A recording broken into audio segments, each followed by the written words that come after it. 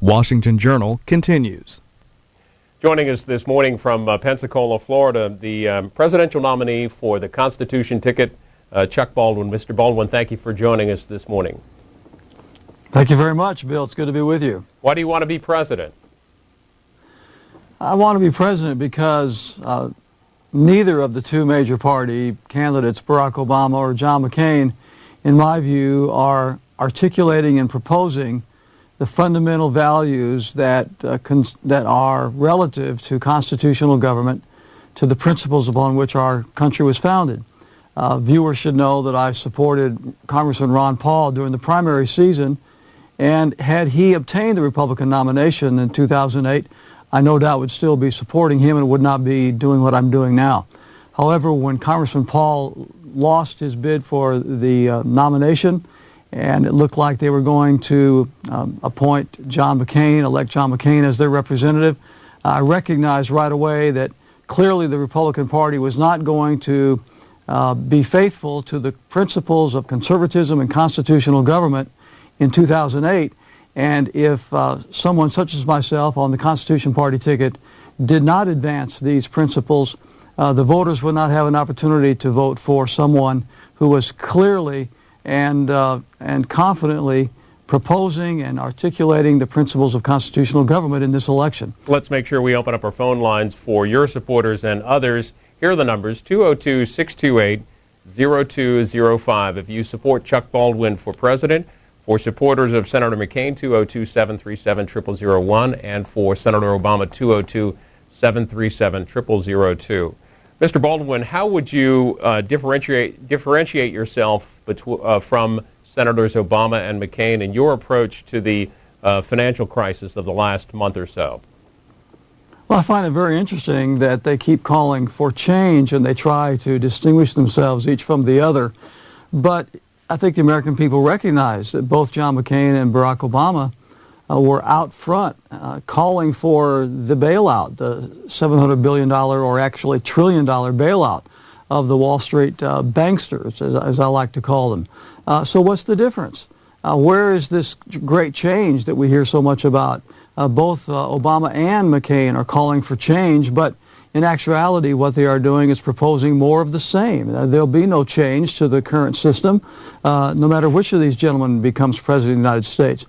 I believe that the whole system that we are now seeing foisted upon us, which goes back to 1913 and the creation of the Federal Reserve, is a fraud. I've stated all over the country that I believe that we need to abolish the Federal Reserve.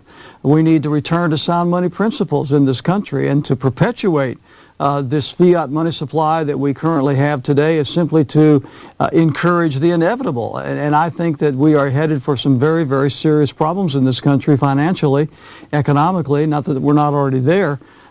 Because the two major parties refuse to deal with the central issue, which is the Federal Reserve, which is the absence of sound money principles, and refuse to do anything about it except try to borrow themselves out of debt on the backs of the American taxpayers. Let's get right to calls and hear from supporters of Chuck Baldwin and other candidates as well, Senators McCain and Obama. A call from Cliffside Park, New Jersey. Good morning, supporting Chuck Baldwin. Good morning to you both. Good morning, Chuck, and best of luck to you in this campaign. Thank you very much. I have a comment and a question. My comment is I would advise you to campaign as hard as you can in the Republican state of Nebraska, because I think that Republicans, more so than Democrats, even though both parties, but more so would adopt your conservative principles. And Nebraska, as you know, splits their electoral votes. This race is so tight as it is right now. All you would need is one elector to change his or her vote for you, and that will give the Constitution Party and your message instant national recognition. Now, it's highly unlikely that McCain and Obama will tie with electoral votes, but it's not out of the question, because if McCain can pull off Iowa and Pennsylvania and Obama wins Ohio and Florida, then the math works out where they're going to be a dead heat. So theoretically, there's the long shot that the election gets thrown into the House of Representatives and then you're actually one of 3 candidates who they could vote for. But even if that weren't not to happen, you would have the opportunity to get instant recognition by getting just one elector. New Jersey, we'll let Chuck Baldwin respond. Thanks.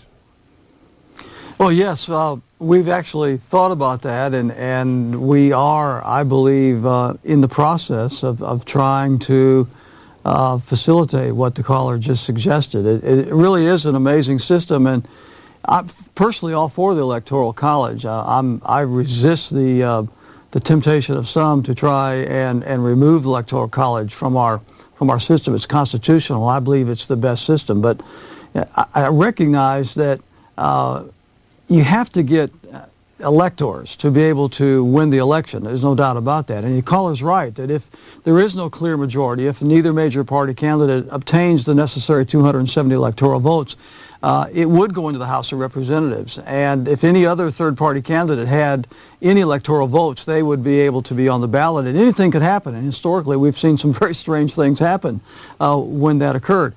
But the fact of the matter is, if the American people really understood how difficult it is for independent third-party candidates to get their names on the ballots, and the 2 major parties have manipulated and contrived this situation to such a degree that it takes so much money just to get on the ballot. I often hear the complaint, well, Chuck, why aren't you out there campaigning? Why don't we see your radio ads and TV ads and all these things?